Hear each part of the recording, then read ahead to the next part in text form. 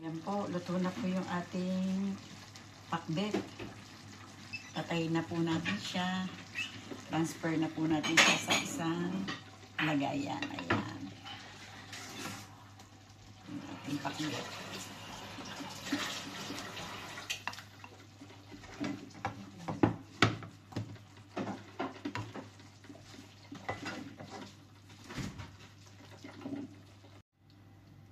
Ayan, hello po. Meron po tayo ditong kawali. Gawa po tayo ng pinakbet. Ayan. Yan po natin ng oil ang ating kawali. Ayan po. Ating pong igigisa ang bawang at sibuyas.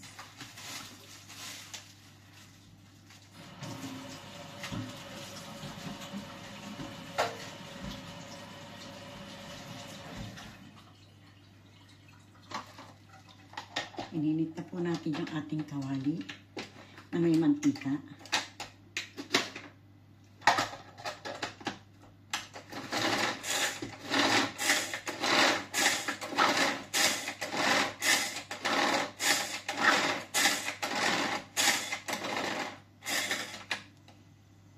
Ayan.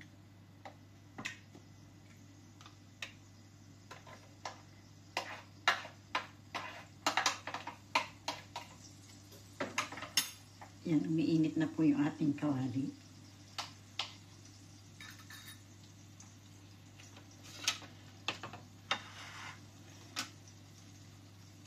Lagay po natin itong ating sibuyas at bawang.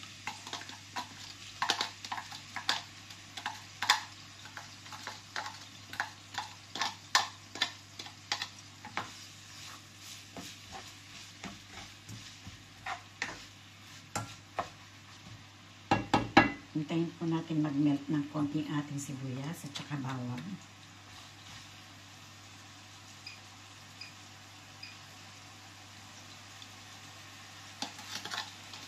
Mahina po kasi lang yung atin natin.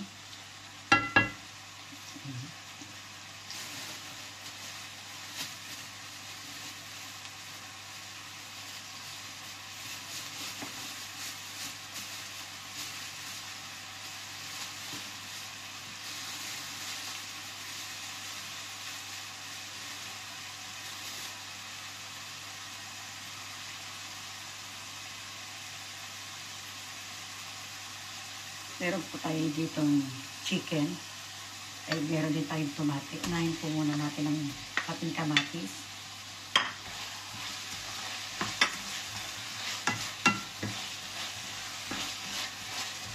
Hintayin po natin mag-melt muna siya ng konti bago po natin ilagay yung ating chicken. Ilagay po natin yung ating chicken. Chicken po ang nilagay ko. Gawa ng wala po akong pork. Kaya sabi ko chicken na lang po ang ilalagay ko sa ating pinakbet.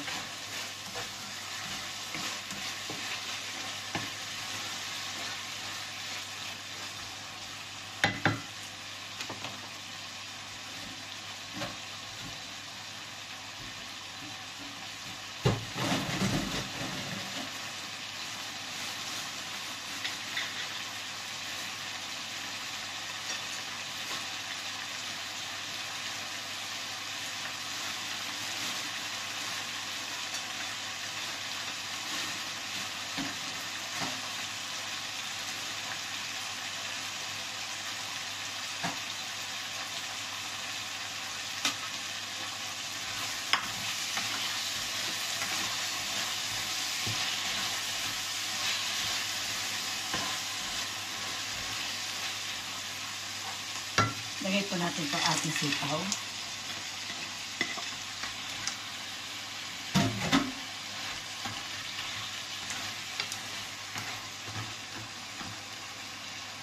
Ito po inano ko na sa asin yung ating ampalaya. Inano ko sa asin para medyo mabawasan po yung pait. Dahil po yung mga bata ayaw kumain ng may pait. Kaya inalisan ko ng konti ng pait. Inano ko sa asin. Ayan, ito po ilagay na po natin yung ating okra. at ang ating talong. Ayan.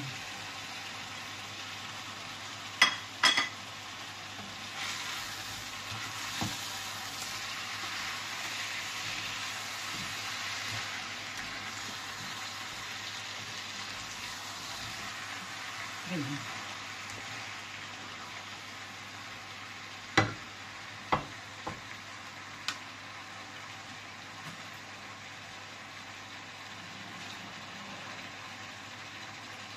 Lagyan po natin ng konting tubig. Little water.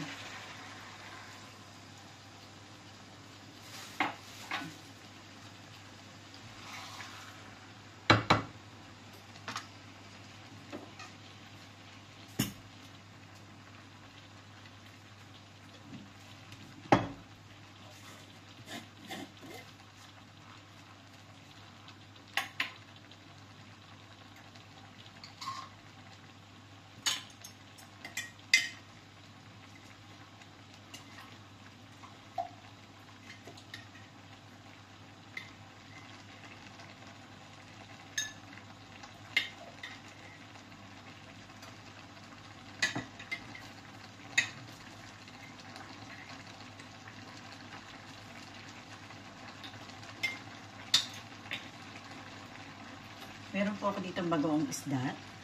Lagyan po natin siya ng bagoong isda. Tingnan lang po natin kung gaano karami at nila. Baka po maparami umalat.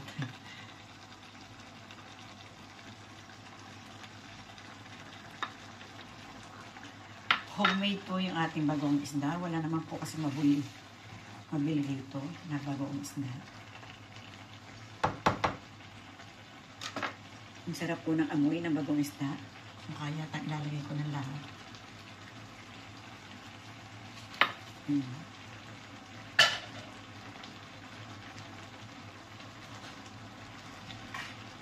Atin pong muling takpan.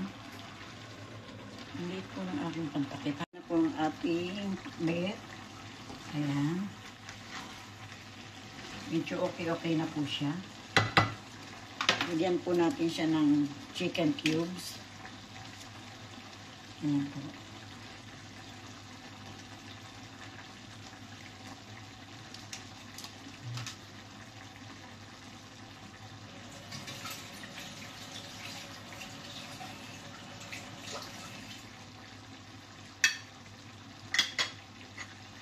Ayan. Tikman po natin siya.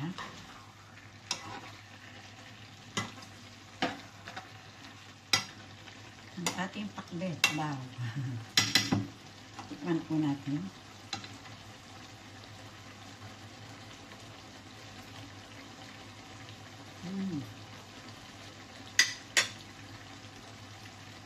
Masarap po siya. Medyo maalat lang ng konti. Dagdagan ko kaya ng tubig.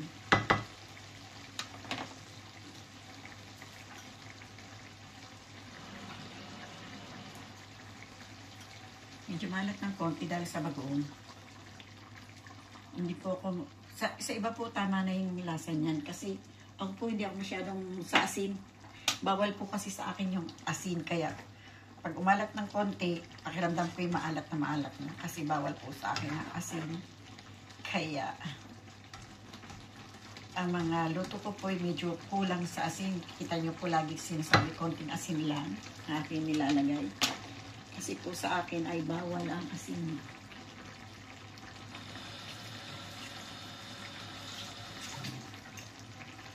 Binawal po ang asin sa akin. Kaya po ang mga pagkain ko po ay kulang sa asin.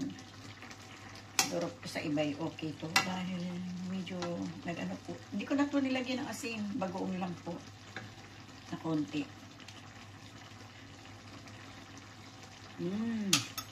Ayun, lagyan ko ng tubig. Ng sabaw ng konti. Medyo nag-ano po yung kanyang asin. Nagbawas po ng konti yung asin. Ayan. Yan po ang ating pakbet. Konting sayaw na lang po. Tapos na yung ating pakbet.